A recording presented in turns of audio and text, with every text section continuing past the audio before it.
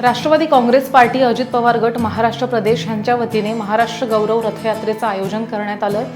महाराष्ट्र गौरव रथयात्रा खालापूर तालुक्यातील उंबरखिंडमध्ये आली तेव्हा राष्ट्रवादी काँग्रेस पार्टी अजित पवार गटाचे कर्जत खालापूर तालुक्यामधील पदाधिकारी आणि कार्यकर्ते मोठ्या संख्येने उपस्थित होते।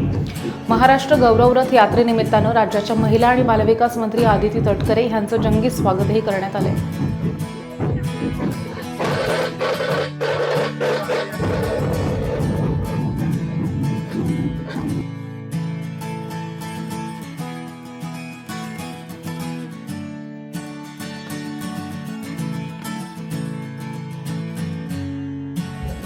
प्रदेश अध्यक्ष तटकरे साहेब आणि राष्ट्रवादी काँग्रेस पक्षाचे राष्ट्रीय अध्यक्ष अजितदादा यांच्या मार्गदर्शनाखाली त्यांच्या संकल्पनेतून सुरू करण्यात आली।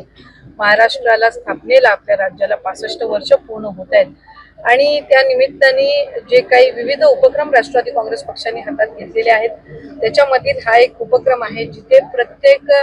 विभागातील ज्या जिल्हे आहेत त्या जिल्ह्यातली जी महत्त्वपूर्ण ठिकाणं आहेत, मग छत्रपती शिवाजी महाराजांचे गड किल्ले असतील, तिथे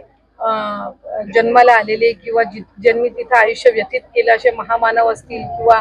महापुरुष असतील, त्यांच्या स्मारकाच्या इथली, त्यांच्या मूळ गावातल्या इथली माती किंवा जल असेल आणि त्याचबरोबर ज्यांनी महाराष्ट्राचं नेतृत्व केलं असे महाराष्ट्राचे माजी मुख्यमंत्री असतील,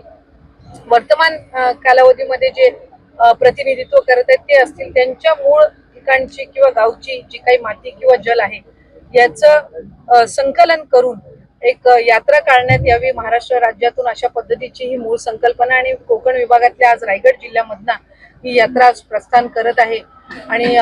रायगड जिल्ह्यातील छत्रपती शिवाजी महाराजांच्या असणारी राजधानी रायगड किल्ला, त्याचबरोबर चौदाळ तळे, त्यानंतर माजी मुख्यमंत्री बॅरिस्टर अंतुले साहेब असतील, माजी मुख्यमंत्री मनोहर जोशी साहेब असतील, त्याचबरोबर आपलं कुंडलिका नदी असतील, डॉक्टर चिंतामणराव देशमुख साहेब यांची रोह्यातली त्यांचं मूळ घर असेल, भूमी असेल, त्याचबरोबर परमपूज्य पांडुरंग शास्त्री आठवले असतील आणि उंबरखिंड समरखिंड याला आपण म्हटलो, इथली माती आणि जल घेऊन हे जे रथ आहे ते प्रस्थान करत आहे। आणि अशा पद्धतीनं 1 ते 4 तारखेला महाराष्ट्राची गौरवशाली यात्रेचा जो कार्यक्रम आहे तो जांभुरी मैदान वरळीमध्ये आयोजित करण्यात आलेला आहे। आणि या सगळे जे काही जल आहे आणि ही जी माती आहे त्या वीरभूमीतली ही तिथं प्रदर्शित केली जाणार आहे।